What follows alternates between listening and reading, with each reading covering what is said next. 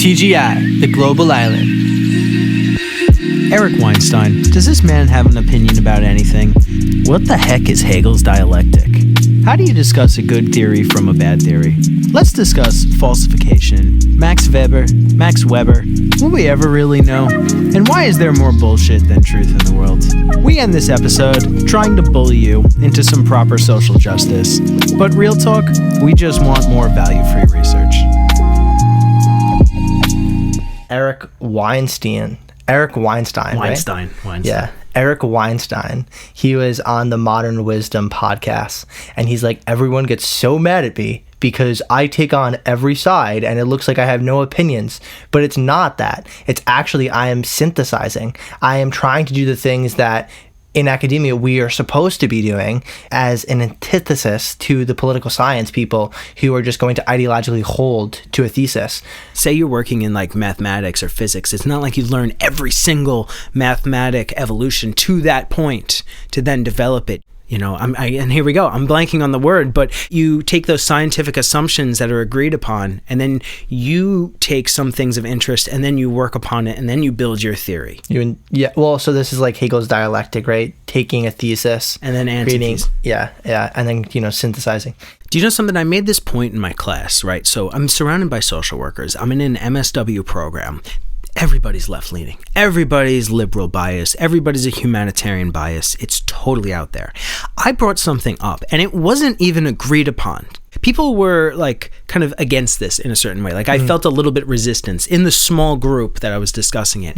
And what I said is okay, this is a complex world. We discuss complex things, and we discuss complex theories, and we discuss theories that aren't even accepted outside of it, which is why a lot of certain social sciences are looked down upon, because you have garbage theories, according to Popper's falsification, such as critical theory and intersectionality. By falsification, those are garbage theories, and people are still working on them as if they are... Can you explain falsification again, just if people don't know that? Falsification theory is essentially, if you make a theory and it seems to explain everything, it is then a bad theory. So what's the opposite of that? So the opposite of that is essentially... So what do you mean opposite? Okay, so like in the scientific method, right?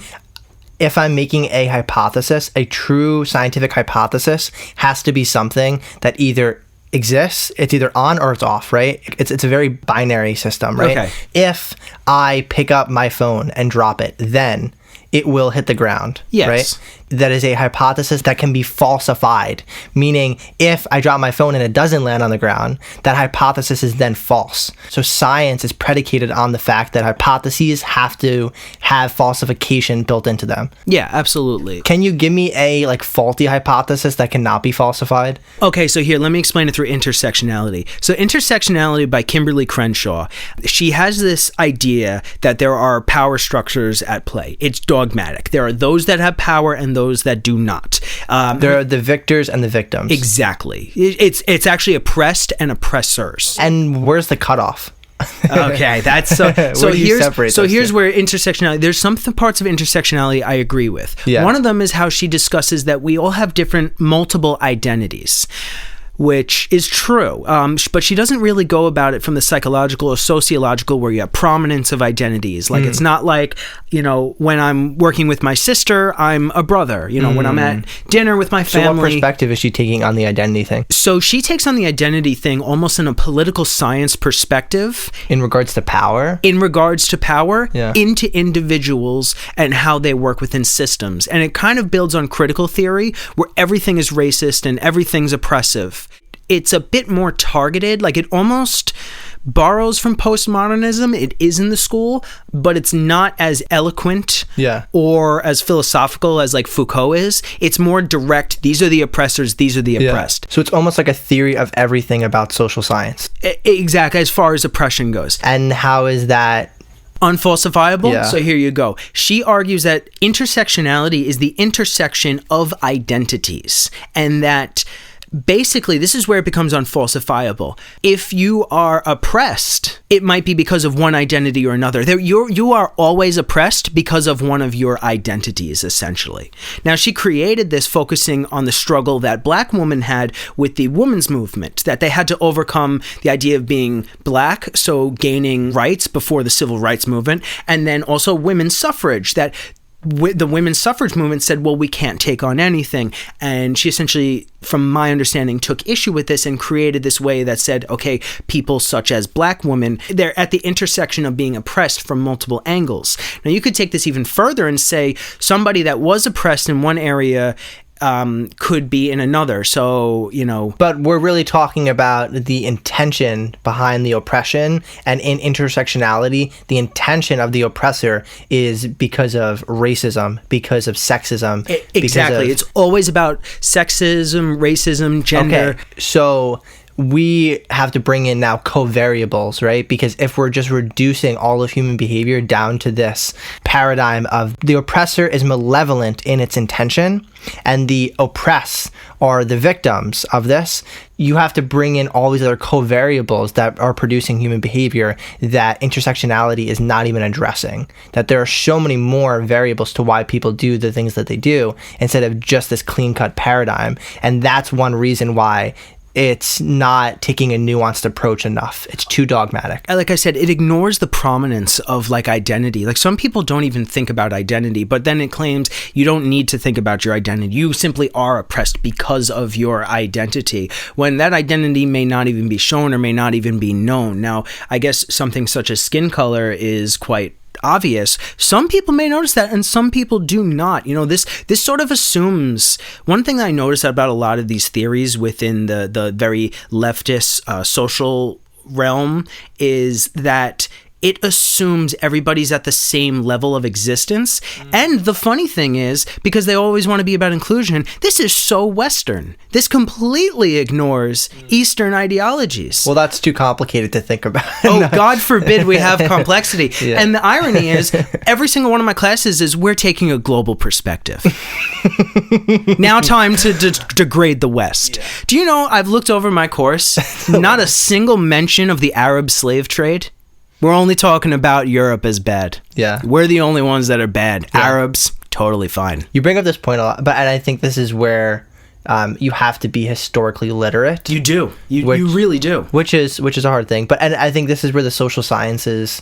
There's an amazing autism researcher at Stony Brook who I had the blessing of being in his class and in his lab. And he would always, throughout the whole course, he kept saying, we have to be very careful as scientists to not make our theories about the world and the data points we have in our research. We cannot go past that data. We can't make assumptions about our research that's further than what our data is actually telling us. And most scientists can fall into this. They fall into philosophy, right? Where they now are creating further explanations of their data that the data isn't really saying. They're kind of stretching it. And so this is the importance of the philosophy of science. Well, this is important in value-free research. I believe it was Max Weber, a sociologist. Weber. Max Weber, yes. W-W-W, the Germans. Weber. It's not BMW, it's BMW. Dude, I swear my sociologist teacher just called him Weber. Weber? No, yeah. It's Weber. Weber. Okay, yeah, go ahead. BMW. That's what he said. So Max Weber was, I'm pretty sure it was Weber, value-free research within sociology. This idea that you cannot put a bias on top of it. As I'm in social work, they mention this idea of social justice, right? My question is, what is social justice? Is it a moral thing? That's a Jordan Peterson question. Well, what do you mean by social? What do you mean by social justice? What do you mean by justice? God, I'm going to get deported with him now. You know what I mean? No, but you're out of the global island. But so here's the thing. I'm in graduate school, right? So in undergrad, when I was in my political science courses, I could not philosophically judge it because my professor wanted me to take a realist sort of perspective. He told me, this is for the philosophy department and so on. He's like, this is something you can do in graduate school. Well, now I'm in graduate school and you can't philosophically judge these things because that brings up I've noticed this even with ChatGPT, the bias of it is any questioning of it is met with, this may lead to oppressive means. You know, if I tried to claim, okay, so one of my thoughts was, what if you went about social justice as a moral route? Or from an actual global understanding route, you know, Kant's idea of treat people as an ends and not a means. Because technically, if everybody treats people as an ends and not a means, there would be no racism. Yeah. You know, and it doesn't mean that, it solves racism. It's just a completely different way of going around it. Sure. But to them, this idea ignores people's identities. Yeah. And it's like there's something that they want, and I don't understand what it is. Well, it's either you do hard philosophy now, so you are prepared for when moral dilemmas strike your way, or you are just philosophically ignorant, and then when you are, as a normal human throughout their lifespan, is put into moral dilemmas, they are not intellectually prepared to make wise decisions. They didn't prime themselves, right? So like when a little kid is in a very sheltered home and their parents are afraid of drugs and sex, and that kid, you know, goes to college and is now exposed to all this, he is not going to be in a position to make a moral decision that is deeply confident and prepared. He's going to be swayed by conformity and social pressures because he didn't do the cognitive work with his parents and in his family to actually talk about these things in a safe environment where there aren't those external pressures, right? So I bring that to talk about when we are in ideologically charged spaces, the second that you try to be the philosopher, you know, of like, well, could we actually have clear definitions on these things? I'm in full agreement with you. I want the world to be a more fair place, right? If that's what you mean by social justice, then that's my definition too. Absolutely. But maybe we have different definitions, and it's so important that we are aligned, morally aligned, right? Everyone's talking about AI alignment. I think humans need to work on alignment with and of themselves as well. Oh, no, absolutely. I mean, there's a clear point I want to make. So, like, I'm really talking about this within the academic field because social workers have this obligation to forget everything and work with the individual at the level that they're at. Yeah. You know, Ram Dass said this thing, meet people where they're at. Yeah. And that's really how you kind of create this synthesis, you know, and it's the same within come as you are actual practice. Absolutely. But in the academic realm, is it a dumpster fire, you know? So, but I wouldn't say it is a dumpster fire, right? Because there's really good academics, there's really good philosophers, even of their past, who have already figured out these problems and who have already written very succinctly and professionally and with deep intention. We are kind of backsliding in certain fields where we're forgetting about the work that's already been done. And we're overgeneralizing, and, you know, we're afraid to discuss certain ideas that are even core to their belief. You know, Marx is a huge voice in the leftist ideology, yet when I bring up Marx's Industrial Reserve Army as a critique of immigration, it's people will look at me like I have two heads, like, wait a second, leftists critique immigration? Where I thought we were all supposed to be on board with it. That's the humanitarian thing. That's where people are projecting what their understanding of leftist and Democrat is. Literally, very true. Throughout all of history. Freaking Abraham Lincoln was a radical Republican, would be considered a liberal today, right? Yes. And then you know, FDR, it's switched. Absolutely. And I would even say right now, we're now conservatives. Literally, the Republicans are the party of the working class now, which 20 years ago would be insane to think about. It's ridiculous. Politics and these terms are constantly flipping. And so that's why you have to have a long-term historical perspective when you're using these terms. But you know what? I would also say that we have this idea of the left that it was once working class, but I would argue it's where the ideas have really shifted. So the liberal left to me is that I think actually Malcolm X described them well. They are the moderates and they are sort of evil. To this extent, they are faux moral. No, and you know what? Ram Dass. Explain more. Ram Dass even describes this as well. He said, let me explain it through Ram Dass's kind of view. Ram Dass said, as a good Jewish boy, you know, going to school, college educated, he had to be accepting of other people and so on. And he was publicly, to a certain extent.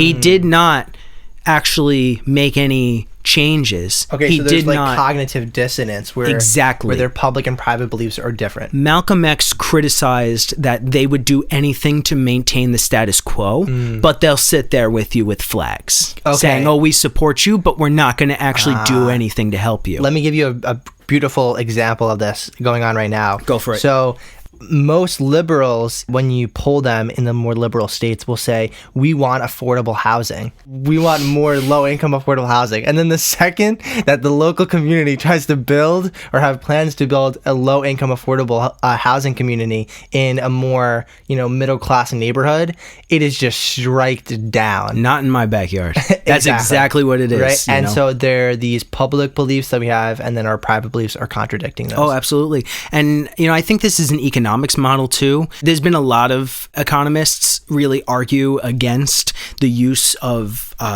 property and homes sort of as this value because it is zero sum. And it's kind of holding back other parts of the economy from growing because housing is now taking up so much. I mean, this is why when we describe bad economic policies in Africa, there's this idea called rent seeking. And it's based off this because when you absorb so much money to just simply have a house to live in, even when you are by all means, college educated, graduate school, like it doesn't help. And it screws over the middle class and even the poor class, and even more like special groups like kids in foster care that if your state's lucky, they have vouchers to get housing. But like you would think, okay, wouldn't everyone, Republican and Democrats, be like, hey, we need to save our children? But no, they're not. Some of the leftists may say so, and the Republicans may say, well, if you look down in the South, they may turn, well, this is the church's sort of, way to do it. But like, there's just really a lot of talk and not a lot of action. And, this is where I feel that, outside of academics, like it needs to be actually discussed. Like this is across the aisle, foster care kids deserve a home.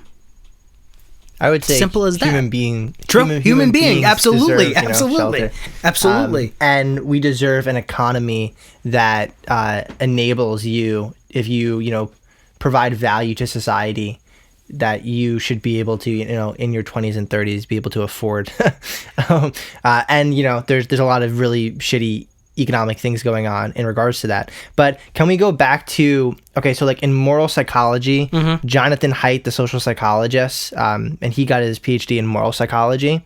He studied how people on the left actually sway more towards trait openness on the Big Five personality assessment, and people who sway more conservative actually are higher in trait conscientiousness and lower in trait openness. And so he argued that the psychology is pretty clear that, it's not that left is right or right is right. We actually have this opponent process relationship where people who are liberal view everything in regards to the system, right? The outside institutions, the corruption out there. And the conservatives look at, well, are you a sinful human being or are you a person who's taking responsibility for your life, right? And they focus on the internal aspects of the individual and beliefs and about what is right, right? And so we have this beautiful opponent processing relationship, in theory at least, of what a perfect American system would be, where we kind of hold each other in balance of these things.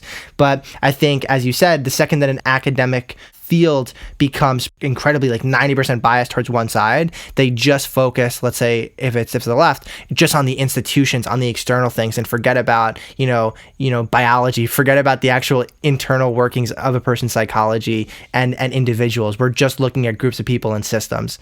Or another field could be totally swayed towards the right. So I will say, in academics, like when you look at sociology and like cultural anthropology, it definitely does swing towards the left. And I would argue that social which makes sense, because I feel like to be good at that, you have to be high in trait. Oh yeah, you absolutely do. There's no way. There's really a selection bias. Oh, absolutely. I mean, there's no way you can study tribes from on the other side of the world.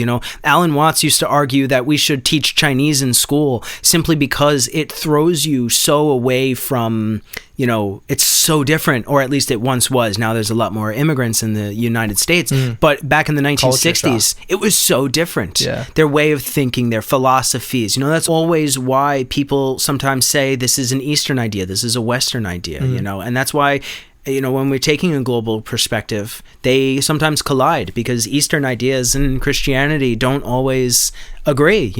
Multiple gods scares the hell out of Catholics, and and so we have to create the Trinity, one God, three persons. Yep, exactly. But which goes against Western rationality and mathematics. Well, so going to mathematics, I actually. Oh gosh. No. Fear. No. Listen, it's my fear too. I hope someone out there is actually working on it. In Hinduism originally, there's this god Indra, and he has this thing called Indra's net. Now I understand Indra's net better through Mahayana Buddhism, and essentially what it is it's this idea that your consciousness, imagine your consciousness, your thought, you are simply the intersection of this net. You are nothing more than just a part of this net. That is the entirety of reality. Sometimes it's described as jewels, but when you look at Chan and Zen's kind of understanding of this, it's not even describing the intersection as the jewels on the intersection is too much. You are just the intersection of it. That's the idea of oneness, that we sort of all interact. The idea, when people have religious experience or psychedelic experience, they lose their sense of self. Exactly. Or their sense of self kind of down regulate. This isn't even just an Eastern idea, because when you look at Sufism and Islam, which I don't know if you'd argue is if Islam's way considered Western because it is part of the Old Testament, New Testament, and now the Quran. But Sufism, the final step of it is you are Allah, and so is everything else. This goes back to me. And no. But Sufis, because of this, Sufis like Rumi wrote in cryptic, because they were often killed. And to this day, Sufis are still some of the most persecuted people in the Middle East because of this idea.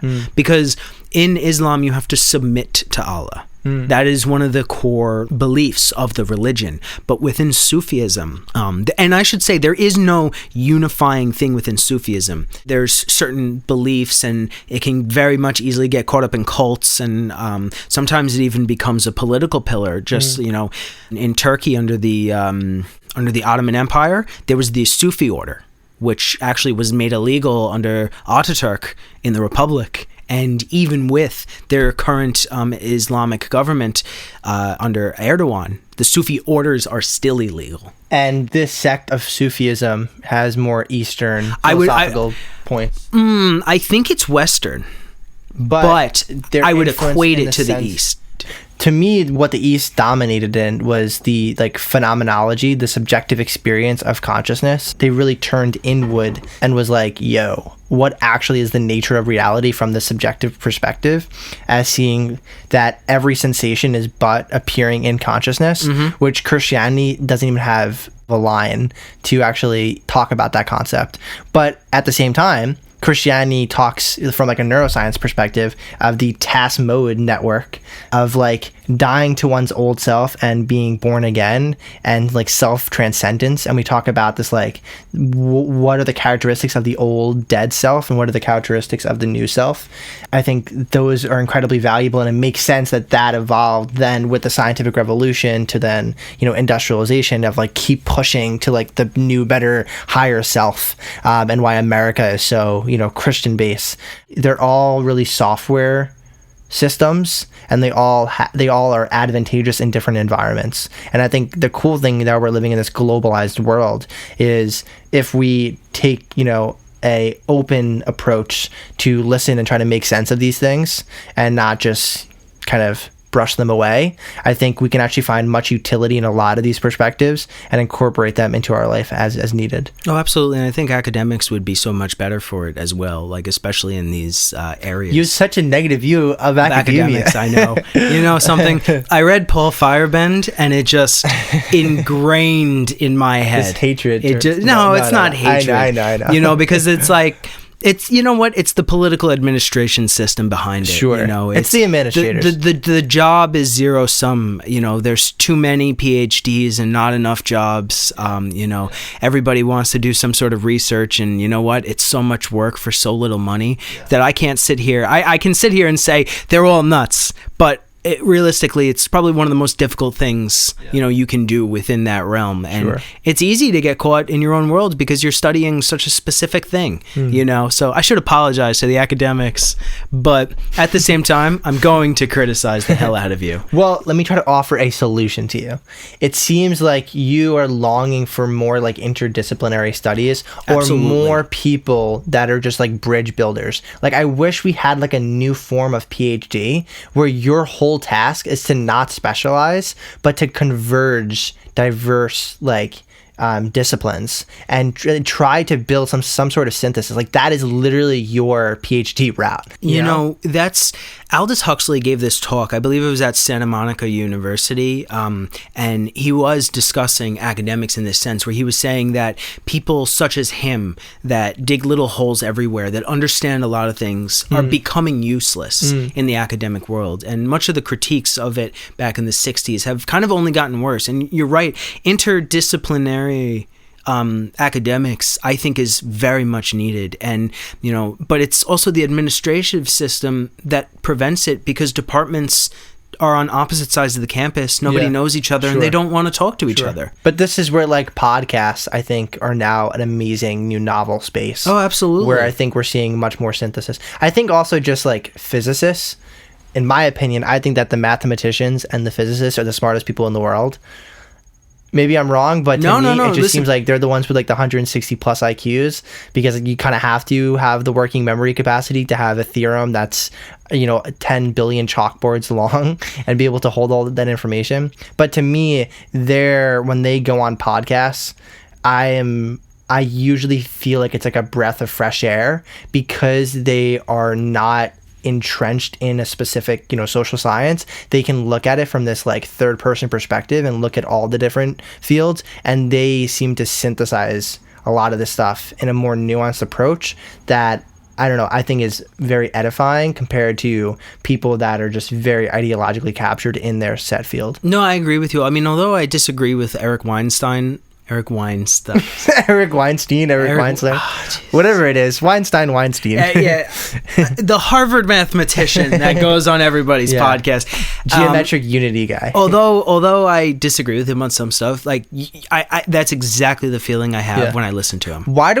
I feel like it pisses me off that everyone, whenever they bring up someone in conversation who could be controversial, they say, well, I don't agree with them on every point, and I disagree with them on some points, but I don't know why we are socially pressured to use this hedging language about people. I remember watching Jordan Peterson at Stony Brook and being afraid if people were to walk by to look at my laptop. I'm first off, the majority of people probably don't even know this guy. I think that he's more big than he probably is.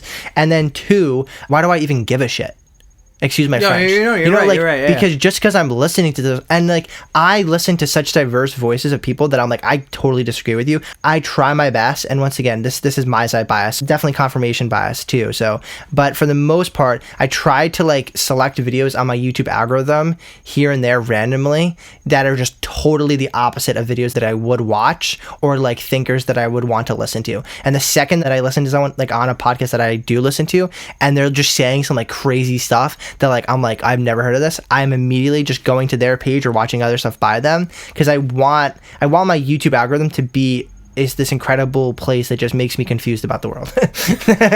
No, I mean, but that's fair. I feel like I get that with and I don't want to be ashamed about if there's a banned book, I'm buying that book. Oh no, absolutely. I think it really scares me living in a world where we are afraid to talk about certain people's beliefs and thoughts. I want it all out. I want it all out on the table.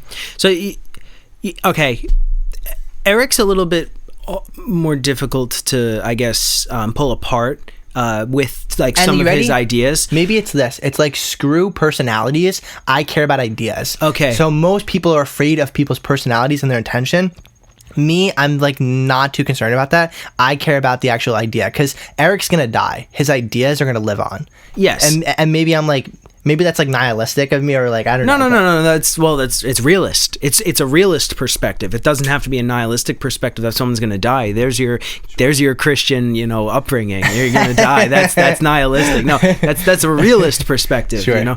So like when I critique like certain academics, like Sam Harris, for example, he is brilliant in his field, and I love listening to him, and he opens my eyes to things I never would have stumbled upon. However, this is what Fireband talks about with experts. Sometimes experts are so ingrained in their field, they forget that they aren't experts on anything else. And in fact, because they're experts, they are disadvantaged in other fields. Not that they're...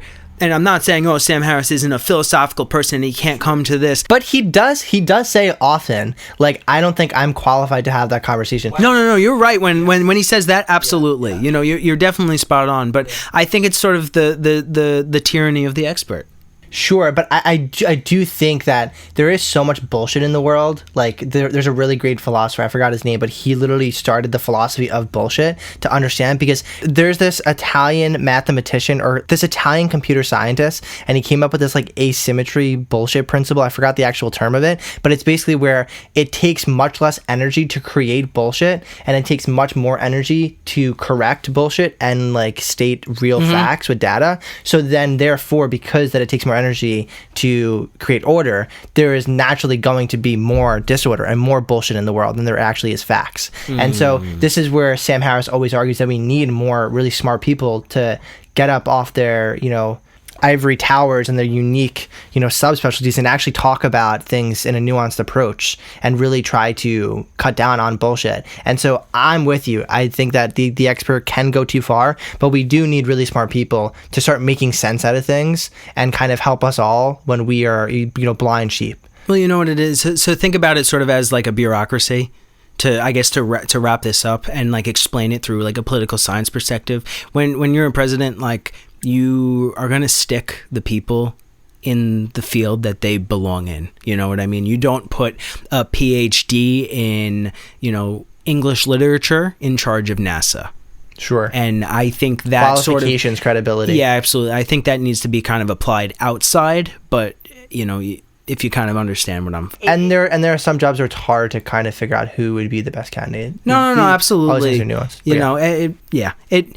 Discrediting people is difficult. I feel like this is hard to wrap up right here. Like a bit, you know what I mean? Falsification. Look, you know what? It social can't be justice falsified. is good, okay? We believe that the world should be a more fair place. We believe that racism is real. We believe that institutions and systems can perpetuate oppression. We also believe that individuals should take on personal responsibility. We believe...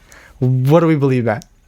We believe to stop using bad theories and understand the intention behind the theory, but develop them better to really combat the issues.